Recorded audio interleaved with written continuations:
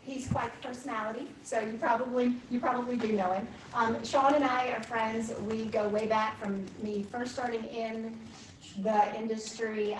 We've worked together quite a bit, and he's helped me close a few deals. So him and his team. So I want to present them, and we're gonna give him a couple of minutes to basically tell you guys a little bit about him and his team, how they're different, and then we'll go into the panelists. So, all right. Thank you. Yeah. Thank you. Yeah. I was for the guidance here because I want to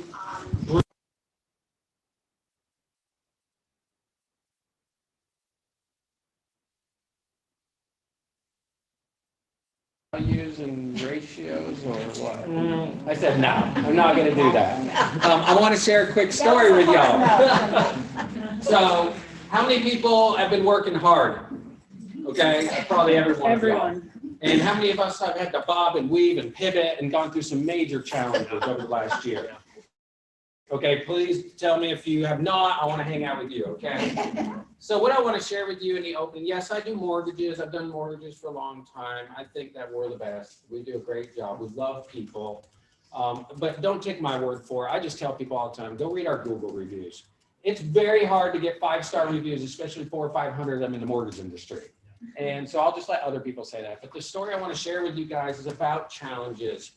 So one of the things I always tell people, and I shared with her and I connected with her when I was growing up, I lost my father at a young age and we moved back to Vermont. And so that's where my accent comes from and probably why I talk fast. And but I moved in with my mom. I was only 6 years old. My dad passed away. My sister was 6 months old.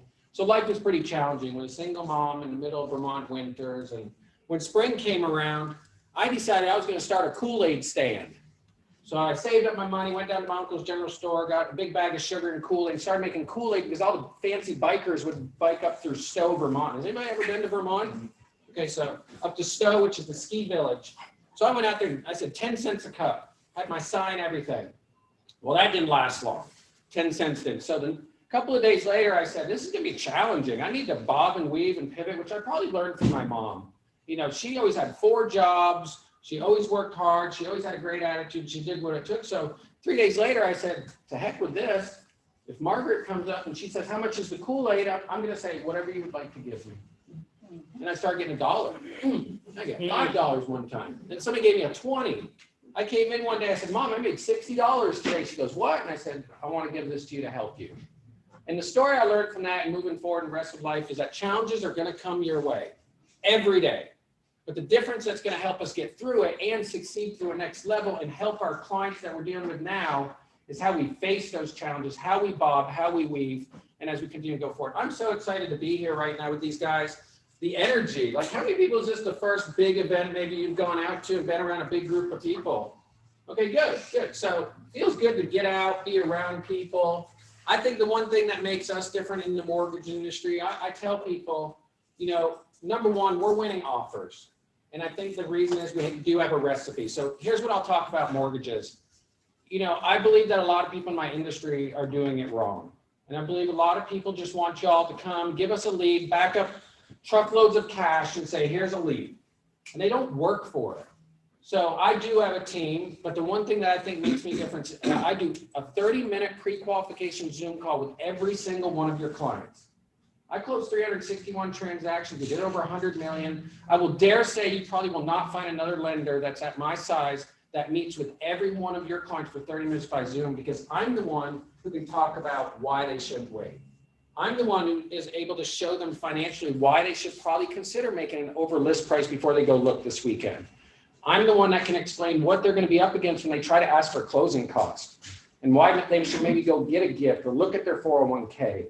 So by the time they get out with you on the weekend, they're already armed with 5 or 10 bullet points on what they can do to win the offer. And you as a salesperson are not coming across as the person trying to talk them into it. That's probably the one big thing I think. We have a 5-step process. You know, I won't go through all of it, but we are winning offers. 80% of the pre-approval letters that we send out, we are winning. The second thing, talking about grinding, I learned that from my mom, working hard. I wait 10 days after on all the offers. I do call the listing agent where your offer was not accepted. And I call and I say, ring, ring, ring. I say, hold it. Hey, I know you didn't accept our offer 10 days ago. I just want to see from a lender's perspective, how's that transaction going? Is inspection good? Is appraisal good? Do you have any backup offers? And then I'll call Laura and I'll say, hey, Laura, guess what? I just talked to Holden. Remember that deal 10 days ago? Have they gone under contract yet? Well, no, they haven't. You might want to call him because I just found out the deal's falling apart, and help you convert people and help people get into homes right now, which I'm passionate about, because a year from now, they're going to spend more money and the rates may be higher. Let's get them in a house now so they can appreciate and realize this appreciation game. So that's my 2 cents. We're going to go into this panel. These guys have, I'm sure, a lot of things are going to help you.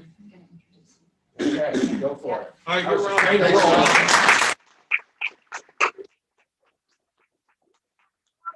Because he just takes it and goes with it. And I will tell you, as I said, I personally worked with Shawn on several transactions, and everything that he just said is absolutely true. So we would not be here today without these guys. This is why we're here. The knowledge and the experience and the expertise that is sitting along these 3 tables right here, you guys are just boom. So let's start. We're going to start over here. Laura Dahl, broker, owner. What's the name of the company? Yeah, Music City Experts. Laura is all things Music City Experts. And then do we want to have them say a couple of words? We didn't really talk about that. Yeah. Go for it. Okay. All right. You know what? Go for it. Yeah, I just want to say I am truly honored to be a part of this panel. I'm looking at my friends that are here, that we have worked side by side for years together, and to be included in this group is very, like, it means a lot to me, and I'm just very grateful to be among these folks. So I am excited to share some wins and all kinds of things that I have learned from 22 years of ups and downs and crazy things with you all. And you guys are really lucky to have these people in this knowledge base to learn from today. So thank you, Laura. Bird. Nick is with broker, the Schuper Group and Harris Auction.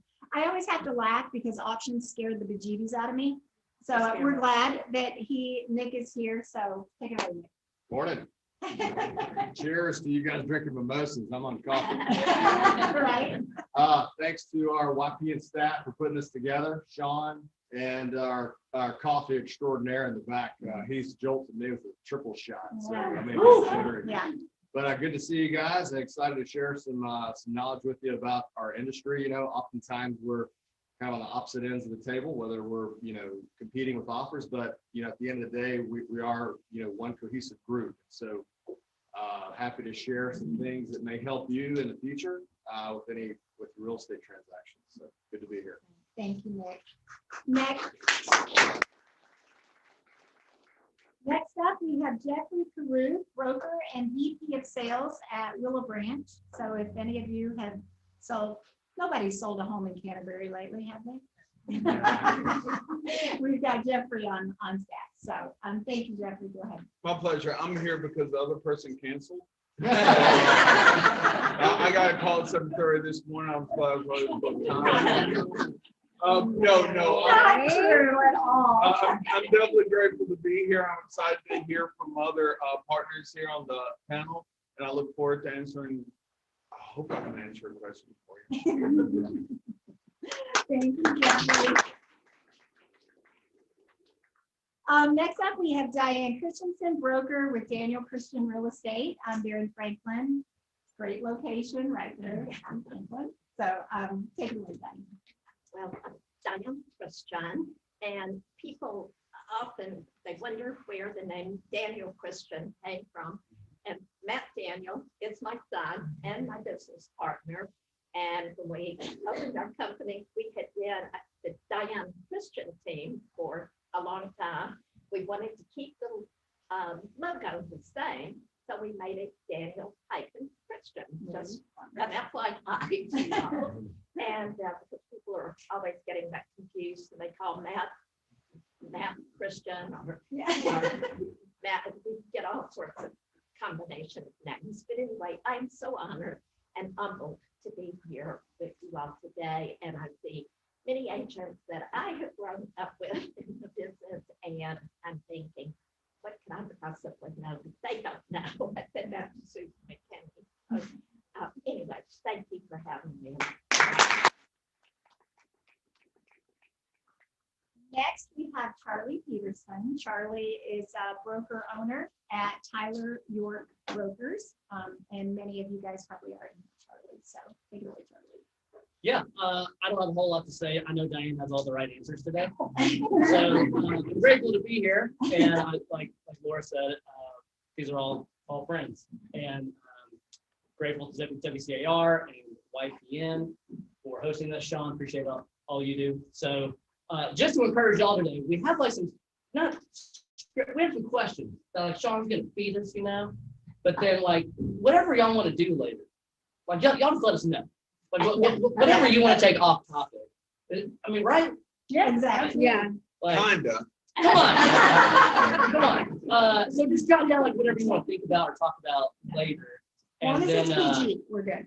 and then we'll take it however y'all want to do. Okay. Yep. Cool. Thanks. Last,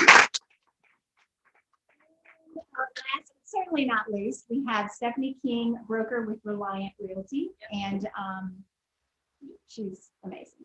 Take it away. So I'm the newbie on this panel. I've only been in real estate for 5 years, so I still have a lot to learn. And I'm also very humbled to be a part of this group because, it's real estate's hard. And so when you have friends like this, it makes it a lot easier. So I'm glad to see all of you guys here today. We're happy to answer, like Charlie said, any of your off-topic questions that we might not get to. And then even after, like, feel free to come up to any one of us and ask us even one-on-one some stuff, because that's what we're here for today, is to help and answer questions and make sure you guys leave feeling really inspired.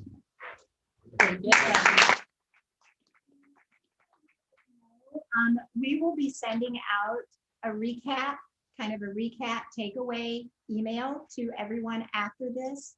And we're going to have our amazing panelists, if there's any special links that they talk about or that's brought up or they want you guys to know about that they think you should know about, we're going to include all of that with their information and all that. So I personally know a few of these people, and they are not gonna, they want you to ask questions if you need to know something, because they don't want to be on the other side of the transaction, and they don't want their agents on the other side of the transaction if you don't know that. So that being said, let's have a great time. I want this to be a ping pong match for you guys. Let's take away, let's learn, let's have a good time. Take it away, Shawn. Okay, wonderful. I'm looking forward to this. All right, so I think we'll probably start out with one of the questions. I was reading through them that I think is probably the most pertinent right now. There's a lot of them. I'll come over here. I feel like Steve Harvey, like on Right? The family feud. You look like that. I wanted to ask you this one because you invest a lot in your people, you're helping them. A large percentage of the realtor population right now is newer in the business, last 5 or 10 years. What advice do you have for people right now? I was talking to you about this. New in the business, inventory's tight, trying to find buyers. Like, what would you tell some of those folks? Like, what do you train some of your people to do? Well, I actually specialize in brand new agents. There's a lot of brokers that will not take new agents. There's a lot of work. It's a lot of liability. It's very time consuming to work with new agents. I actually love new agents. They're moldable, shapeable. They're so excited when they come out of licensing and they're ready to take on the world. And I love that they have skill sets from other industries and other professions that we get to apply to real estate. But one of the things that I love about coaching new agents is finding out their personality set and what works for them. And you're going to get a lot of coaches out there. You're going to get a lot of other agents that say, well, this worked for me, you should try it. And really it's about finding what works for you and your personality and what works for who the type of client is that you're trying to attract, and making sure that your marketing and your business plan all is geared towards who it is you want to work with. You don't have to be everyone to everyone. You need to be who you are for the people that you want to work with. And I would tell you, like what we were talking about is going back to basics, like stop trying to automate and, making, like having all these systems are important. I'm a big system believer, but go back to personalizing your service. Your buyers and sellers want a human on their side. They want a confidant, someone who has their back, someone who is out looking out for them. And a computer or a bot can't do that. That is where your relationship comes into play, and why it's so important that you bring your personal skill set, your personal expertise, your education, the skills you had from another industry, whatever it is that got you into real estate, to apply to how you run your business. Well said, well said. Isn't it interesting how people are always we're always seeking the latest and greatest new thing. But I know personally, I catch myself not doing the basics really well. Like instead of letting my email go out to one of my top clients and wish them a happy birthday, pick up the phone and call them and say, I want to tell you how much you mean to me, happy birthday. I hope you're having a great day, so. I can't carry a tune in a bucket, but I sing happy birthday to them. Some people I do sing happy birthday to them, and I am not winning any singing awards, let me tell you. But of all the messages you get 697 messages on your birthday, you only got one person calling you singing happy birthday to you. So do something that makes you different. I've always admired that about you. You've always stood out, done your own thing, and I think that's what society values right now. They want to work with people that they know, like, and they trust. We've all heard that, right? But I think a lot of us sometimes are trying to be everything to everybody. We got to find our lane and just run with it. You said something about coaching and accountability. I want to ask you two down here. I'm going off script a little bit already. Both of y'all have had great careers, fast careers, brokers now. And I think a lot of people think you got to do this for a really long time to get to that point. I'll start with you. Well, we'll go let ladies start first. How does coaching and accountability play in your life and with your agents at your, talk a little bit about coaching and accountability. Okay, so who in here comes from another career into real estate? Yeah, me too. I was a high school math teacher for 12 years. So I coached, I was athletic director, I ran every club imaginable, from junior class, student council, you name it, I did it. And so teaching and coaching are a major passion of mine. But the reason I got out of actual teaching in a classroom was because I was never appreciated and I was not paid very well. And it was always not good enough, right? Real estate, those buckets get overfilled for me constantly. My clients appreciate me. The agents that I work with appreciate me. And so I'm really getting a lot out of that. So for me, teaching, when I became a broker, as soon as I hit year 3, that's when you can go take your broker's test. I go to my COO and say, hey, I think I want to become a broker. Eventually, I'm going to get it, work on all of my 120 hours, and then I just want to kind of shadow you, help you, and then see how this goes. He goes, funny you say that. We had a meeting this morning. You're going to be the broker, Frank. Go get your test done. So as soon as I did it in a week because I'm crazy, and became the broker a month later, officially. And the first huge piece I saw missing was those brand new agents. Laura literally took every word out of my mouth. So everything she said is, write that in gold. As soon as I joined, I was like, look, as a brand new agent, I was floundering. Like nobody was really teaching me anything. Yeah, I went through the classes, but I didn't know how to write a contract. I didn't know how to do anything. And every agent is different. Like what works for me, I don't work well with investors. It's not my niche, but there's tons of agents that's their preferred client. Okay, we're different. That's fine. But that person needs a mentor that's going to help them with that. I need a mentor that's going to help me with what I like. And so we immediately implemented a new mentor program into our company because it was so important. A lot of new agents don't have offices they can go to. Like when I was interviewing, so many agencies told me, oh, you sound great. I think you're going to be wonderful. We're not hiring new agents. Sorry. Because they're time consuming and there's so much to learn and you really need that help. And so for me, that's my biggest passion. Like I love the brand new agents. I remember because it wasn't that long ago being a brand new agent. And I luckily had a person that Bobby Joe Vistorga, if you ever meet her, is amazing. She just volunteered and took me under her wing for my first 3 transactions. And like we are still really good friends and I still count on her for so much, you know, and we're not even in the same company and it's fine. You might have people that you lean on, like these guys, we don't work in the same company. I still call Charlie all the time, you know, so it's okay. You know, you're gonna lean on your people that you find, but yeah, definitely find your mentors, lean on your brokers. You know, the brokers are there for you and they want to be there for you. So call and ask your questions. Ask other people in the industry your questions and just really find those teachable moments, you know. Thank you, Stephanie. I wrote down, I'm taking some notes too, because I'm gonna get so much out of y'all. My wife, she's so annoyed. She's like, if you say nugget one more time, like we'll leave like, you know, a hotel, she's like, what's your nugget that you took away? I was like, you just need to talk a little bit. I would write this down from Laura. Who are you and who is your client? As basic as that sounds, a couple of years ago, a light bulb went off. I was like, I'm country Shawn. I like fast cars. I do like to dress nice. I'd like to deer hunt. You know, I was like, that's who I am. I didn't really know who I was. And then I was like, who's my client? Well, I like authentic, genuine deer hunters. You know, I like to, you know, I grew up around construction. So I would write that down. And then from you, I would say, who is someone you admire?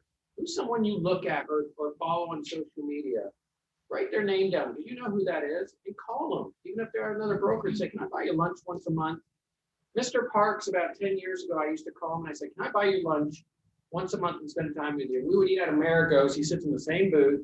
And we did that for like 2 years. And he sat with me. Then he tried to recruit me. And I was like, well, to run the mortgage company. But he spent an hour with me. And one thing I always took away was there was never any phone present. As busy as he is, there was never a phone on the table. He was completely engaged. Charlie, how's coaching, mentorship, and accountability played a role in your life? I'm only,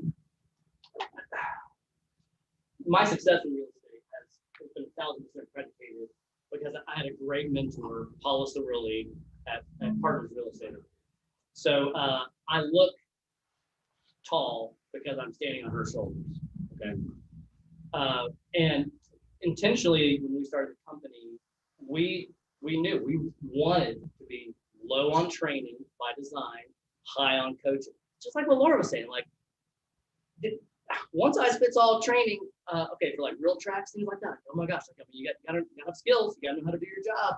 But when it's 9 o'clock at night and whether you're doing urban new construction or suburban subdivision stuff, that one size fits all training doesn't cut. So we built the company on a coaching program that I know the business goals of every agent within the company.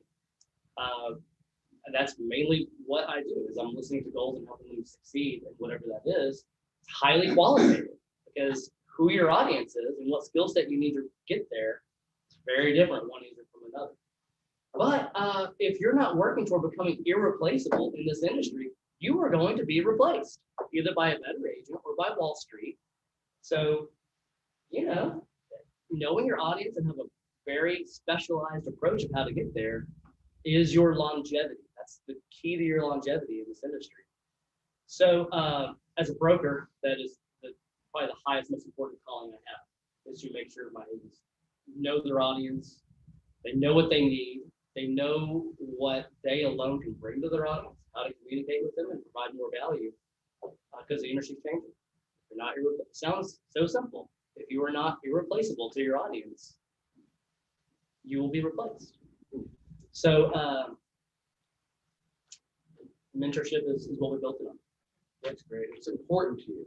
That's huge. And it's not important. It doesn't have to be important to everybody. Just like you said, certain businesses, you may not be going after a certain market. But if mentorship and coaching is important to you, then seek out a company or somebody that provides that. If it's, you want to produce in volume. I know one thing that's about my company. I get offers all the time, but I've been with them now for 8 years, and they're like, "What is it?" And I said, because there's 5 other people that are bigger than me and doing it better than me at that company, and they have an internal coaching program. And I'm cared for by my owners. Yeah. I will never leave. It doesn't matter about money. Sure. And so that's what you're talking about. You won't be replaced. Hey, that's a great point, because if your goal is just to get to where you're doing 40 transactions a year, that's kind of uninspiring to me. I mean, there's a formula for doing that. I mean, you make a certain amount of calls and you knock on so many doors and you create your niche and you do all your things and your marriage is falling apart and you're drinking 2 scotches at night. Who cares? We got too many successful, miserable agents in this industry. No one's judging you. I didn't know those. I've got to come up. It's gotta be a holistic, balanced approach. Can I add something to what you Yes, said real quick? please do. I just want to tell you, like, something that you said is that a lot of people get into real estate because they want the freedom, they want flexibility to be with the family, they want unlimited income opportunities. But if I could give you a piece of advice, is to build some structure in your business where there is none. Which is what Charlie was talking about. If you have certain goals, you should know how many people you need to meet a day, how many calls you need to make. You need to know what kind of activities generate you the most leads. That is the structure part that no one's going to give you. There is no one who's going to sit down with you and say, I want you to call 25 people and I want you to do this today and this tomorrow and this next week. You've got to figure out for yourself what's going to work for you. And if you don't know what that is, that's what you need the mentor for, the coach for. But you need to build some structure where there is none in our industry. Okay? Sorry, I just want to get out of it. I will also add the freedom to get with real It's a lie. estate is laughable. It's a lie. I wake up at 4:30. Nick and I were talking about this. Wake up at 4:30, start working, and at 10 o'clock I'm still working. So, and that's 7 days a week. And I have kids that are young and a husband and all things, and we're at the ball fields. And I was telling Stacy, I'm on first base, coaching first base last night on my phone, talking about an appraisal like going south. So we're always multitasking. I will say after my first year, I really did hit burnout because it was just a lot. But I learned, and I'm really good at, not really good, I'm semi-good at time blocking.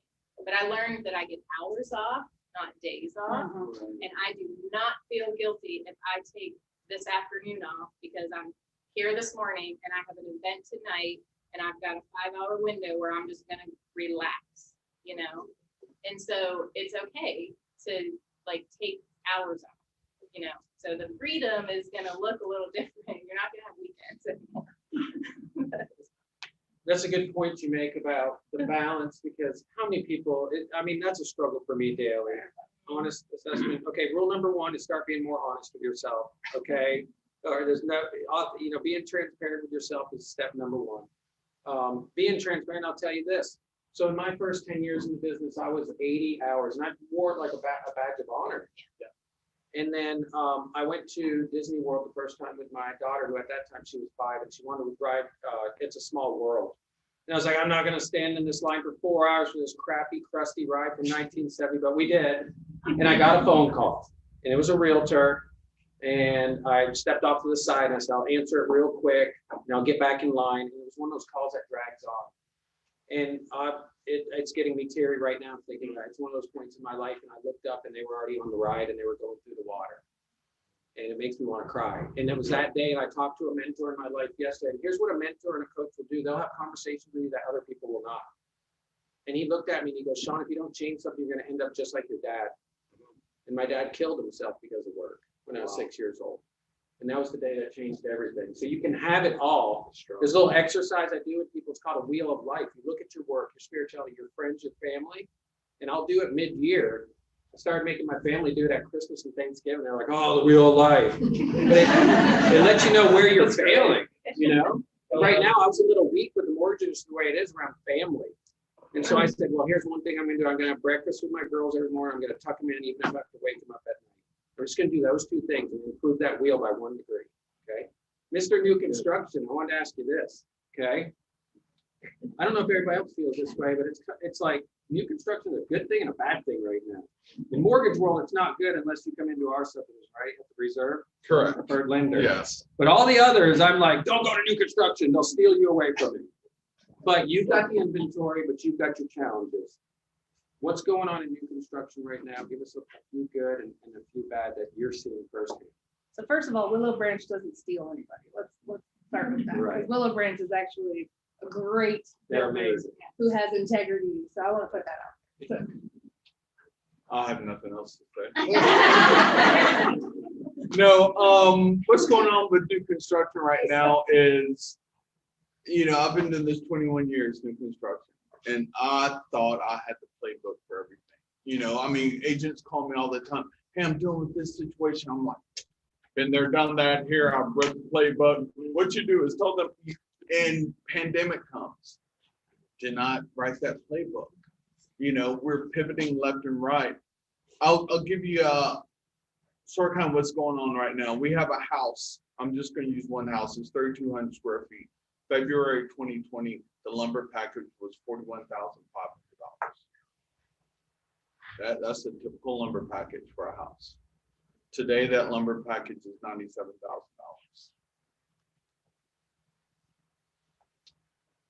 We are in this situation where drywall has gone up, $500, $600 a house, insulation 10%, shingles are up about 10%. Rumors they're going up another 30 by October, that's another 400.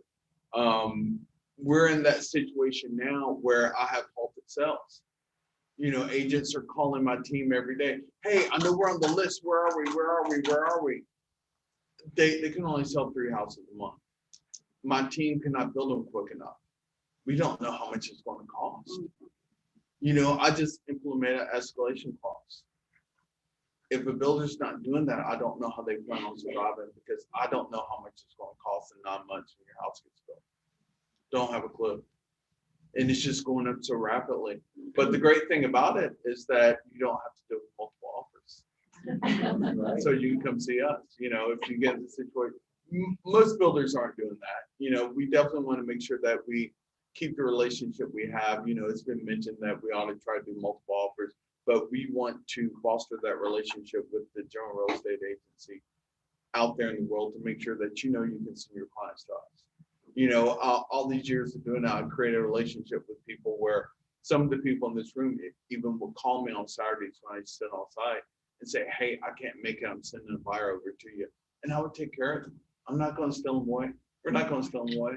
I would even write contracts. I call that agent. Hey, man, I'm writing a contract right now, but I'm making it contingent upon your approval. The only thing we want to do is sell homes, and we want to make sure y'all are taken care of and compensated. So reach out to your new home sales counselor in that community and just introduce yourself. And it's not the one card. I can't tell you, I've got a box of cards about that big. Realtors would come in. Hey, if I can do anything, let me know. They give me a card. Lender would come in. Hey, I would love to get your business. Here's a stack of my cards. You never see them again. would you prefer whiskey? Whiskey, I'm sorry, I am easy. To get the front of that line. Exactly. To get this good Yeah. front of that line. But no, foster a relationship because we just want to make sure you're all taken care of and we're taken care of. And that's what happens. Yeah. Thank you. Thank you.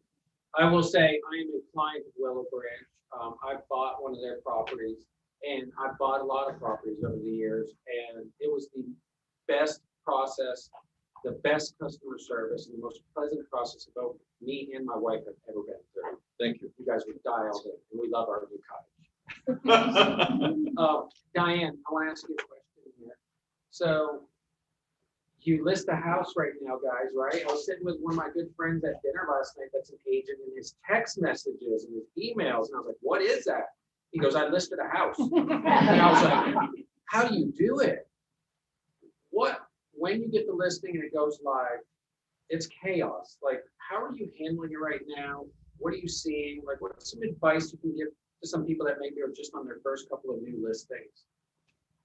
Well, listings have always been my favorite part of the business. And it's really interesting if you get a property and it shows well and it's priced right, you can anticipate when it hits the market, and you have to be very strategic about when you put it on the market.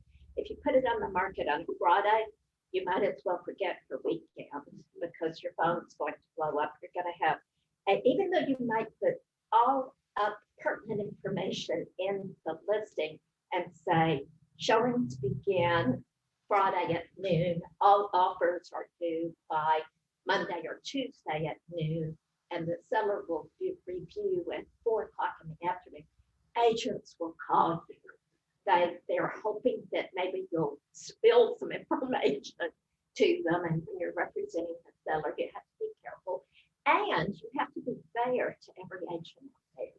So I would just say that the market is like nothing. I am in my 36th year in the business, and I have never, ever seen anything like it. It's not unusual to have 70, 80 showings within a 3-day period. And it really helps if your sellers can be out of town or if they have already moved and the house is vacant, because you're going to have showings lined up forever, depending on how long you allow. I recommend no less than 30 minutes, but you're going to have them stacked up. And sellers need to understand that. You need to program or educate, let's say, your sellers about what's going on, because when they see all these showings, we use a showing service and our sellers see what's going on and they get feedback, hopefully. And I want to go back to feedback. But they get all excited too. So if you have laid all the criteria out and your strategy, what's going on, and let them know, we're going to have showings, but we're not going to look at any offers. Being fair, what we do at our company, we do not show, we try to make it fair, be very cooperative with all agents.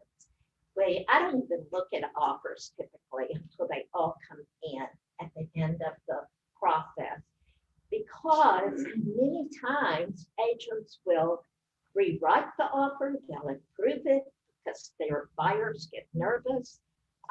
So why look at it and anticipate? Just wait until the end. And then what I do, because many times it's not just the price, it's terms. Maybe for one seller, it's more important that they are allowed to stay in that house for 2 weeks after the closing, or a month, or maybe they want to wait until school is out and I'll say, okay, I'll sell my house in March, but we're not moving until June the 1st or whatever. So multiple offers. We have had as many as 23 offers on one property some time ago. And I've heard of other agents that have had 27 offers on properties. I as a buyer's agent, made an offer 3 times on new construction for buyers in a subdivision. The first 2 we didn't get, and we offered way above asking. Finally, the 3rd time we got it, but they offered unbelievable amount above asking price on new construction. And we're seeing offers way above asking on resales, as long as the condition is right and as long as the price starts out right. I had someone say to me the other day, I just thought about this. He said, it's a neighbor of mine. He said, the market's crazy, isn't it? I said, yes. And he said, okay, so if a property is priced at, should be at 600,000, should I list it? Should it be listed at 750? And I went, no, because what happens when you do that is no showing. Buyers are very smart. So I was going to ask you, Diane, and I don't know if you guys, it is crazy right now. It's like nutty world, but when listing a property, a lot, what I'm finding is, because I do rural work as well, and properties that I don't, I'm like, you know what, I hopefully will get a couple of offers and, and then like 6 hours later, I got 8 offers and I got, it's crazy. But so when when you list something and you think it's going to be desirable and there's going to be a lot of showings and all that, I would like the panel to speak to, are you allowing multiple showings right now in this market? Are you allowing multiple people to show at the same time? Which that ability to talk to your buyer and things like that. Some of these homes are small and you can't necessarily go away to talk to your buyer. So I would like the panel to speak about that, because you guys have been doing this a lot longer than I have.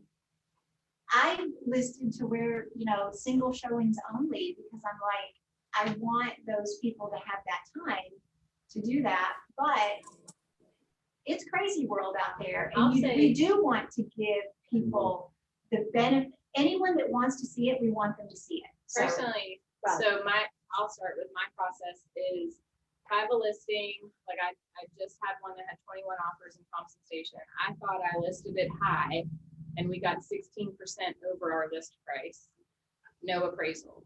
And, and I called, of course, because I'm calling the agents, talking to them, hey, I just got your offer, looked at it. Let's talk through these terms together. Are you sure your buyer understands what they're getting into? Because personally, I'm really kind of nervous about these no appraisals, that we as real estate agents are going to be in trouble when we get a really angry buyer a year from now, thinking we duped them into overpaying for this house and they're going to want to come after us. So I get nervous about it, so I'm having these conversations with everybody. So when you put it on, if you decide to be coming soon, know 2 things. You are not allowed to show it. So everybody's going to call you and ask you if you can show it. Oh, please, my buyer's going out of town. They're only here for today. Please just let us in. No. The answer is no. No matter what. I'm sorry, this isn't the house for them then. Number 2, you are going to get a ton of sight unseen offers. So I have that conversation with my seller up front and say, would you like me to just collect and neither one of us look at them? Because it's really up to the seller how they want to do that. Would you like me to collect and we'll look at them Sunday night together? Or would you like me to send them as they come? Each seller, and then you can explain the differences, but then let your seller decide. Put them in the driver's seat. It's on them, not you. And I'm a big advocate of always following up with an email per our conversation. This is what you said. So, So do you allow multiple people in the house at once? I do, because how many times, like I just listed one that the house is here, yard is like this. I know a lot of people are gonna drive up and go, nope, and drive away. Yeah. And if I just told Charlie, hey, you can't show it because I have from 10 to 10:30 somebody else there, and they just drove away at 10:02, and Charlie could totally go in and have 30 minutes by himself, I want them to make that decision. Yeah, we never did. But I want the agents, listen, if we are trained well by our mentors and our brokers and our coaches, we're gonna be respectful of everybody's time. If you have a client and you're in the house and they really are not wanting somebody else in there, just say, talk to the other agent. Hey, I know we are overlapping. Do you mind giving us 10 more minutes and we'll be done? Or hey, wait till we're done with the kitchen and dining room. When we get to the master bedroom, feel free to come in and just follow us through the house. Have those conversations with the realtors there. As a listing agent, I always do overlap. I think it's a great idea. We all want something we can't have, right? Mm-hmm. And I know I've been in houses, we buy and sell and move a lot. And I've been in houses and I'm like, we didn't get one about a year and a half ago. And I was like, what are they saying over there? What are they looking at? And I was like, we gotta put an offer down. Yeah. So I'm going to come over to auction because it's almost the same thing. I went to an auction on York Road and on a lunch break with my business partner. I walk out and I bought 37 acres because I didn't want somebody else to get it. I was like, oh, I'll buy it. And I said, holy crap, we're buying this land. But it freaks me out. Like, I would sell my house today. By the way, I have only had one person ask me in the last year, and it was this one guy who's not even in real estate. He goes, "What's your number? What's you and Jennifer's number?" I was like, "What do you mean?" He goes, "What's the move number?" And I gave him a number, and I was like shocked. I was like, "Wow." I actually gave him a number. He goes, "That's not crazy. I think you could sell it for that." And now we're like thinking about selling. I'm like, and then he's like, "What's the roadblock?" Which you said. "What's the seller's terms?" I was like, "Well, I got 2 kids. Could you find me a house to rent? I don't care. I'll pay a lot in rent." How's the market right now? If we can get over the hump of, oh my gosh, I'm gonna actually auction my house. Like, how do you see it playing in this crazy market? Auction creates a natural urgency. I've got a listing on Sunset right now, traditional listing, and we've got 35 showings today. So auction's not a great fit for every property. How many people have been to an auction? How many people bought something at an auction? So when you hear There was bourbon. when you hear the word auction, and just shout it out. What do you think of when you hear the word auction? Sell it cheap. Bad. Shout it out. Bad property. Distress. Yes. Something's wrong with it. Sellers are in trouble, right? These are all common misconceptions of auctions, right? So if you're going to go buy a Rembrandt, where would you buy it? Auction. If you're going to go buy a racehorse or a really nice car, where would you buy it? Auction.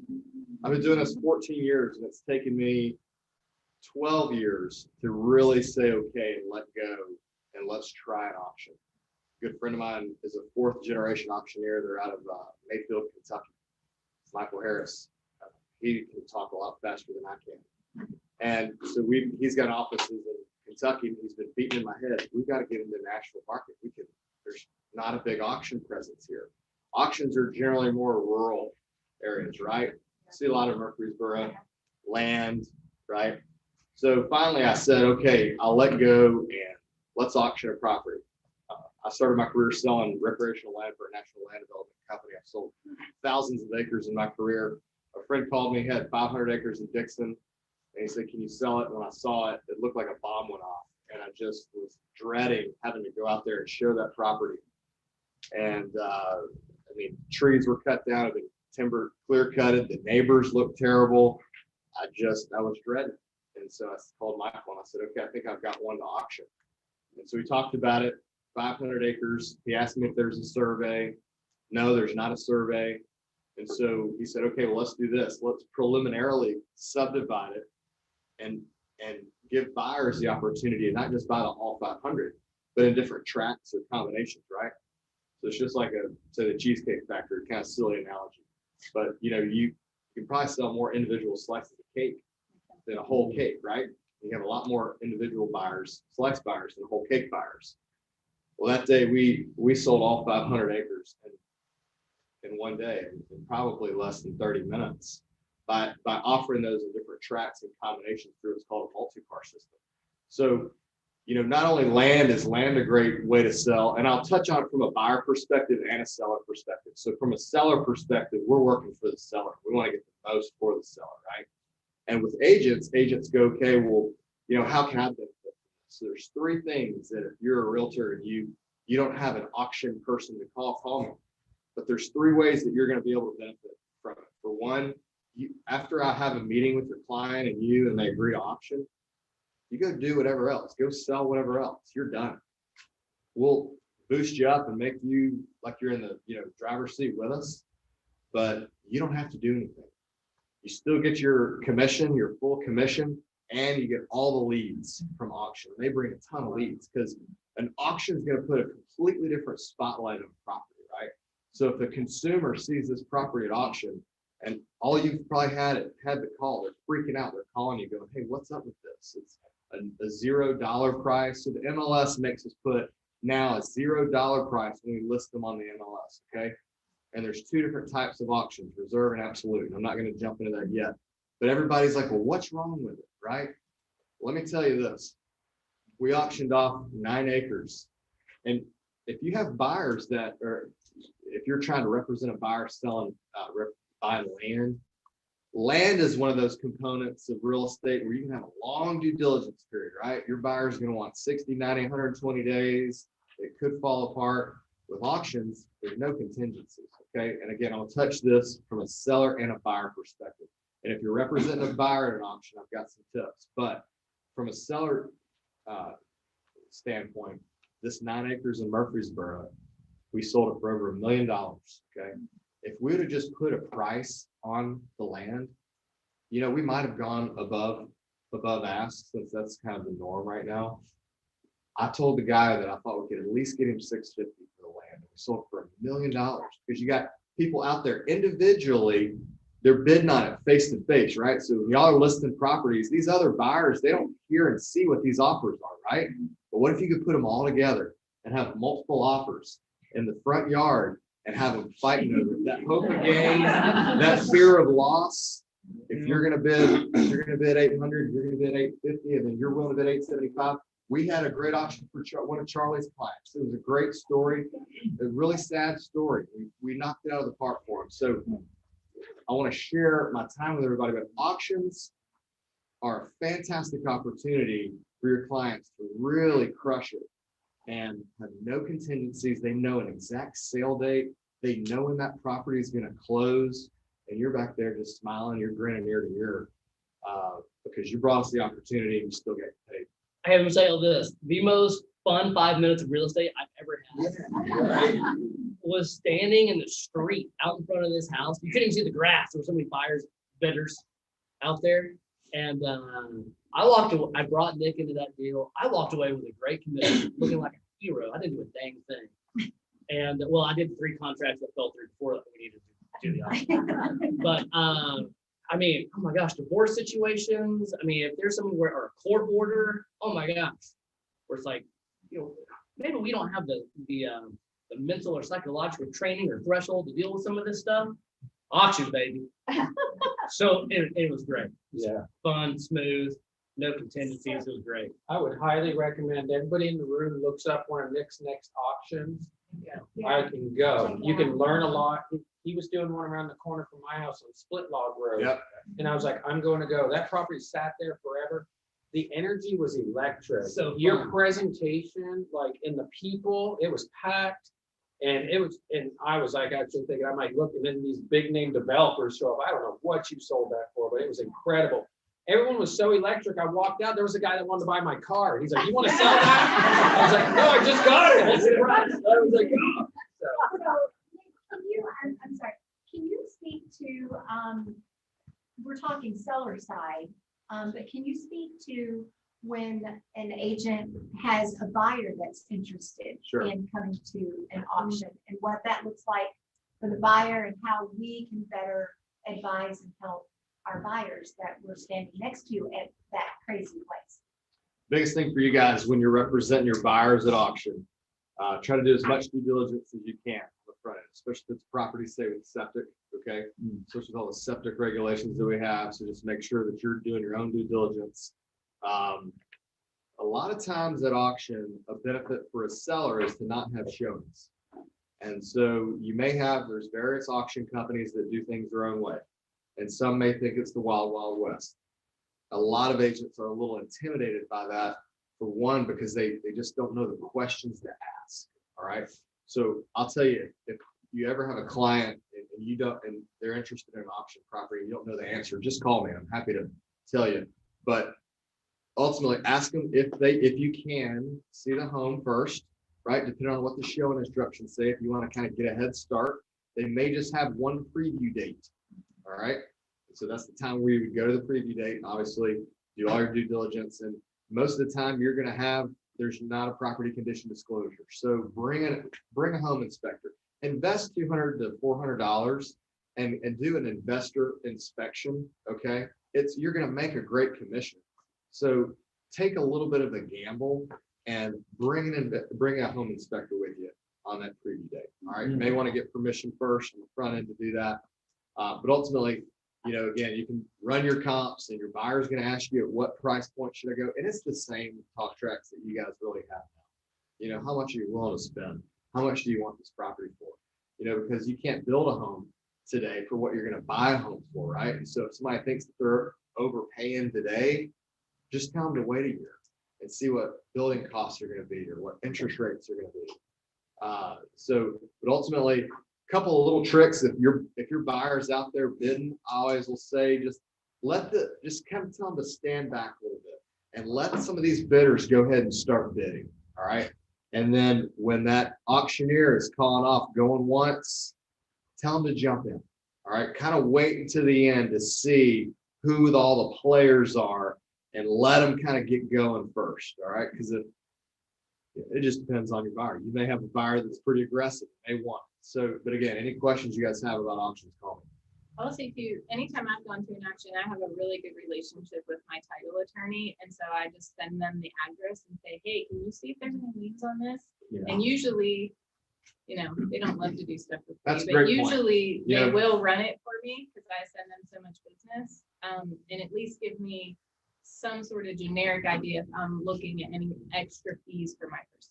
Yeah, and most auction companies, they're not going to have a property go to auction that has any liens or encumbrances or anything on it. So all terms and conditions of an auction say that if somebody's going to buy that property at auction and there's any liens or anything, clouded title, you're going to get your money back. So most of the time, you're not having to worry about it. That is a great idea, though. Every time I go to check. Man, I wish we had a lot more time. How many people would come if we did this again and had another? It's unfortunate how fast time goes, but I try to always be very punctual. And so I want to do one last question, kind of rapid fire for everybody here.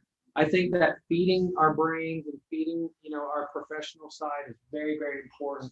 What is the latest business development book that you've read? What is the latest business development book that you've read that has made a big, big impact? I will say for me, it's Atomic Habits. Atomic Habits is phenomenal. And it's about the momentum you can create with a few small things day in and day out. Does anybody want to go one that stands out to you? Yeah, my leadership team, we just finished Excellence Wins by Horst Schultz, co-founder of Ritz-Carlton, talking about just customer service. And like as a broker, my customers are my agents. And like my agents, it was phenomenal. And he's just this OG guy who he just understands white glove service. And it was very applicable to real estate. Excellent. And I'll tell you, I hate business books. I don't like them. I don't want to do it. I got to force myself to do it. I would rather read Kierkegaard or E.T. Wright, okay, which is applicable to business as well. But Excellence Wins, Horst Schultz was that. Yeah. Rocket fuel. Okay. So, there's a doer and a thinker or dreamer. And everybody, you're either a thinker or dreamer or you're an implementer. And so rocket fuel is about if you are a big thinker and you have all these ideas, you go to lots of conferences, you go to lots of classes, and you have all these wonderful things that you want to do, but there's a disconnect between you actually getting it done. You need an implementer in your life to actually make those things come to fruition. So it's actually a really good one. Rocket fuel. Dino, I was talking to you about this earlier. I was like, I'm a bullet points guy. I remember an old broker years ago when we used to print the MLS sheet out. He said a little trick would be, hey, go ahead, hold on to that MLS sheet. And he said you would look and they'd either scan, get into the details, or show their head, heart, gut. Yeah. I'm a gut. Give me the bullet points. When I give it a financial advisor and he wants to teach me about the whole stuff, I'm like, dude, stop, like too much. And knowing that, it's really good. Really good. Rocket fuel. Anybody else? Read a good one lately? So this question was actually on our question list, and I'm really bad because again, with time blocking, like I don't read much because I just am so busy. So like what I do is like short bullet point things. I'm like, give me the highlights and then I'm moving on to something else. So I've tried to read a couple books and I'm just like, okay, now I'm just gonna scan until I get to something I want to actually hear. But Same thing. Yeah. A good one right now is Who Moved My Cheese? Yeah. It's 67 pages. My daughter can read it. It takes me like 7 days to read it, but it's applicable right now because people are moving our cheese. Yeah, I'll mention this too. If y'all are following Shawn on Instagram, you're with your Friday Fuel, your Fuel Up Friday. What do you call it? Man, it's so good. Yeah. Friday Fuel Up, cut the Friday crap. Fuel Up. And cut the crap with cat. It's great real estate content. Like you will learn some things following Shawn on Instagram. can I also say this because we just said this at our strategic planning meeting for WCAR the other day. If you guys would all get your phones out right now, Yeah, follow WCAR, yeah. Yes. follow Shawn, follow us on Instagram and Facebook. Make sure you're on there. If you guys will take a picture today before you leave, post it, tag WCAR, hashtag WCAR YPN, top pro panel. You know, if you guys do it right now, you won't forget. Oh man, send some phones. Yes, yes. All right. But yeah, back to following Shawn, lots of, I call it tips, tricks and tidbits. And that's exactly what we wanted for you guys today, is, you know, I mean, there's such a wealth of knowledge up here. We didn't get rid of that what we wanted to share, but hopefully you guys are getting stuff and you're able to take away some things. But we're also going to put your list of, if there's a podcast, if there's a book, a podcast or something that they want you to know about, you guys go ahead and share it with them. The links we're going to send out to you guys as well. So we're going to give you all the information so that you have to read. But go ahead and share, like what Shawn was saying. Why don't you come on up here with Paul and wrap us up? We've got the raffle.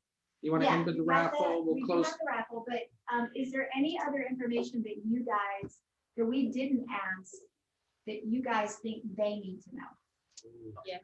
There's all kinds of. Okay, yeah, let's, we have 10 minutes. No. No, it wasn't for us. I just want to know questions from the room, actually. If you have any questions. Is there any that stand out that you guys wanted to Wow, we ask? are good. Right? Yes, Hey, ma'am. so I'm really interested in the auction. Nick, so what are buyers needing, like closing time, cash, at hand? So a lot of people think that you can't utilize financing at auction. Right. And so a lot of the terms and conditions will be different with an auction. And so ours is 10% down. So if I sell a house, and you're the high bidder at $100,000, you're gonna add 10% to the final bid. So $10,000. So your final sale price is recorded in the deeds, $110,000. And we'll get 10% down that day. So you're gonna write me a check for $11,000 that day. All right, so that money is gonna go towards your down payment. You're gonna utilize financing through Shawn. And it's a 30-day close, you know? And so most of the terms and conditions of if folks are financing, it's 30 days. If people freak out, oh my gosh, what if it's 30? Just as long as we know you're going through the process, we'll work with you on the dates. The other thing too is we're licensed in 8 states. So I had a realtor friend call me here in Nashville. Her grandmother died in Asheville. This cabin was falling apart. It was just, I mean, it was disgusting. Animals, it was the worst thing you could think of. And we sell $1 million plus homes at auctions too, but some that are really rough, they're really great at auction. All the neighbors are like, oh, it only sell for 150, 125. We got 250 for this house 2 weeks ago. So I'm telling you, you use me as a tool, because don't lose a listing over not having an auction, okay? Because you can say, I have a friend of mine, colleague, they have an auction division, you know, bring me with you to an appointment and let me talk with your sellers. You may not want to ask some tough questions to some of these sellers, and I will. And so it could help you. You may not get the auction, but maybe it helps you. And I've got a quick question. And I watch too much car auctions. So on real estate auctions, do they have a reserve? So 2 types of auctions, reserve and absolute. Hadn't even been able to get into that, right? So if it's not advertised as absolute, it's reserve, okay? So that's selling with reserve. So if Jeffrey, and I agree, if I agree to sell Jeffrey's house and I know he wants to net $500,000 in his pocket, if I'm doing my work and I think, okay, I can get him $500,000 in his pocket, really the sale price is going to be what? With my terms and conditions of 10% down, 550, right? So really I got to think, can I get 550? Are buyers willing to pay 550 for it, right? So if I agree to take his auction, I'm feeling pretty confident I can get it. So I won't personally, we will not take an auction for practice. We don't need it, okay? There's a lot of auction companies that'll take it because they want to advertise their name. And so if I agree to take Jeffrey's auction, $500,000, but if we don't get there, all right, and there's been times where we haven't. We don't get to that number, he does not have to sell it. But now if it's absolute, then what? Selling it. So, No matter what, the crowd is doubled and everybody's, the seller's freaking going, oh my God, it's gonna sell for dirt cheap, pennies on the dollar. The reality is that is not the case. It is going to sell for at least fair market value. Do you ever do virtual auctions? So we do online as well as live. Even through COVID, we were live on the ground and online. And so we have an auction in Dixon coming up. Check it out. It's 67 acres. It's a mobile home park. It's storage units. It's a commercial property. We're going to have probably 300 to 400 people online bidding, not to mention on the ground. So is that sight unseen? And how do you deal with that? So yeah, we collect the credit card payments so we can kind of lock them in. Most of the time, we will sell the property at auction on the ground. I sold a house in Antioch last year online. Worked from you last year, so Hendersonville canceled one before the auction existed. So auctions can be canceled if the seller gets the terms they want, correct? That's correct. So, and this is prior to COVID. I would not recommend this right now. We would advertise that pre-auction offers would be accepted. Okay, so it was kind of last year when, oh gosh, the sky is falling. It's COVID. The world's coming to an end, right? And so, and a seller, depending on their motivation, they may say, I've got to sell this property to get the proceeds to move into this next house, right? So if you bring me this, then we'll take it and we'll cancel the auction. Today, I would not recommend that. Your client got super lucky. So I'd say go to auction. Go to auction with all these multiple bidders and put them out in the front yard and let them fight over it, get 20% more, because you're going to make more commission too as an agent. So One can you more. answer my question out loud though? Yep. Is our commission included in the price or added to the price? It's in the 10%. Because I know how many of y'all wanted to know that, right? Yeah. It's in the 10%. That's right. That's right. So if Stacy brings me an auction opportunity, she has the listing agent. We're going to sell that property at auction. She's going to get the 10% buyer's premium that the buyer pays in addition to that final hammer price, right? That 10% buyer's premium, Stacy's going to get 30% of that, right? Which is about 10, you're 3% of a traditional sale price. So your commission's in that, all right? Now, auctioneers and different auction companies, they will offer different amounts as a co-broke if you're representing a buyer at auction. So the important thing, make sure you read their terms and conditions and you register that buyer at the auction, at least sometimes 48 hours before, you won't get any commission. Now, historically, the commissions that you're representing a buyer at an auction have always been lower than traditionally, right? And I don't like that. So what we've always tried to do is we're trying to change this, and it's up to each auction company, but we always try to offer more for that buyer representation. You guys were amazing. How many of y'all, just curious, and don't feel obligated to say yes, but on the panel, if somebody reached out, would you be willing to spend 30 minutes with them or do a Zoom call? If they said, I want to learn a little bit more from you. If they're bourbon. Okay, there you go. Like I just thought I'm going to buy you bourbon and we're going to go to a car auction. Exactly. Let's see. So let's give them all a round of applause. Thank you.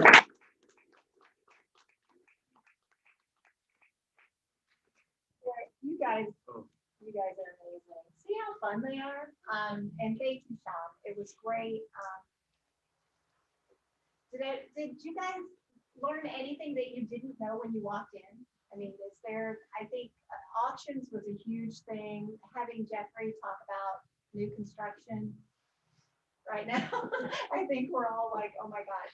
The escalation clauses, I think a lot of builders are starting to do those within the last probably 30, 60 days. I know I've seen a couple, and I think that scares some people. So if you guys have questions about that, definitely talk to your broker, but know that Jeffrey is a great resource for that too. So we have raffle, and I don't need to, first of all, if you're here and you're on the YPN committee, would you stand up and just wave? Just if you're a committee member, Brandon.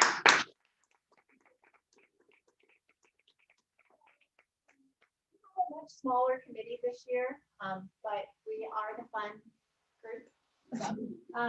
Although I don't know, tacos and trivia, I heard a little wild. So our pet may be like, trying to like take over our spot there. Really nice fun. So we do have some raffle items that we want to make sure that we give out.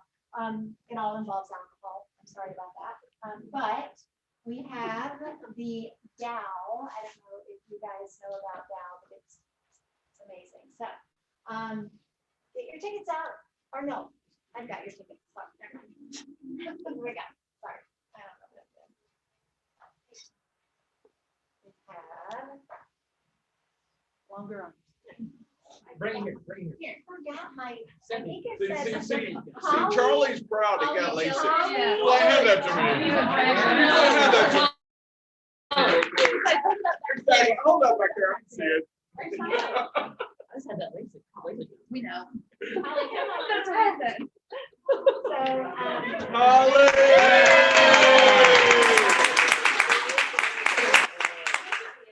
So let's say the last that you guys saw, there's I know you want to sit with your YPN and say YPN glasses and like show off. So, number 2, we have, this is a Pinot.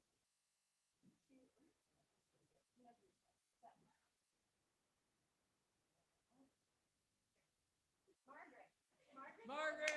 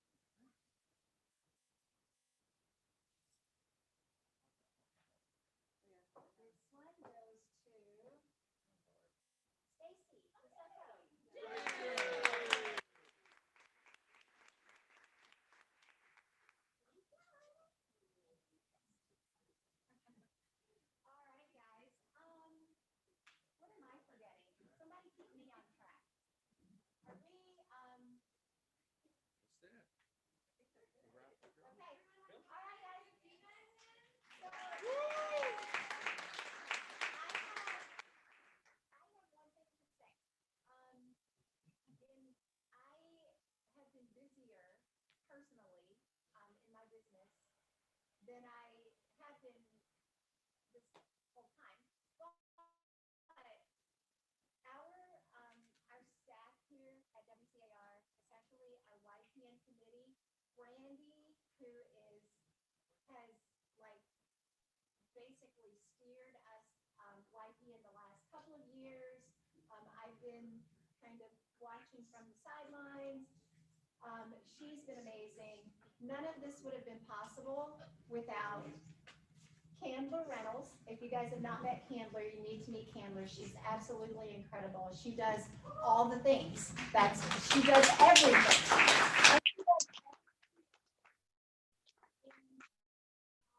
Our committee would love for you guys to follow us on social media and come and see us again. We will be hosting a couple of other events.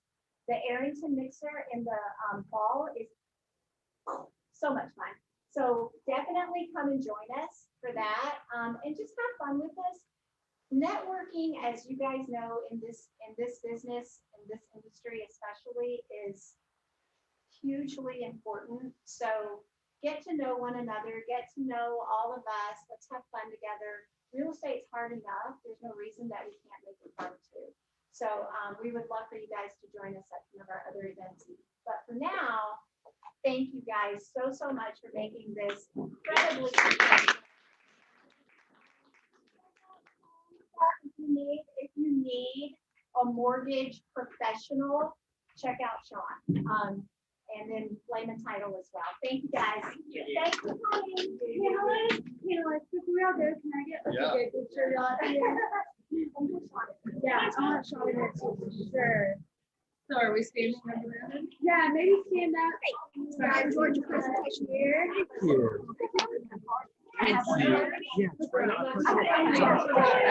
Very nice to meet you. Okay, so table is on Shawn. Y'all line up, maybe one. Hey, I'm gonna call you. All right, Yeah. Okay, that's perfect.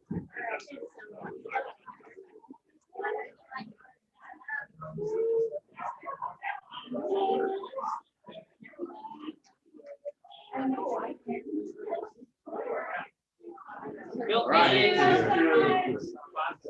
Hey, man. Thanks. Yeah.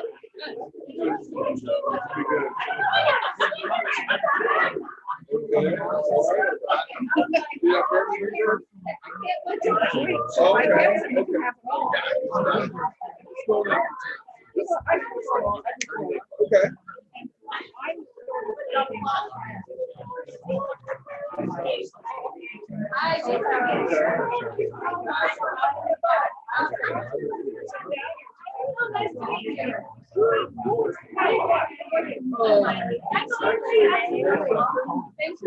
Right here.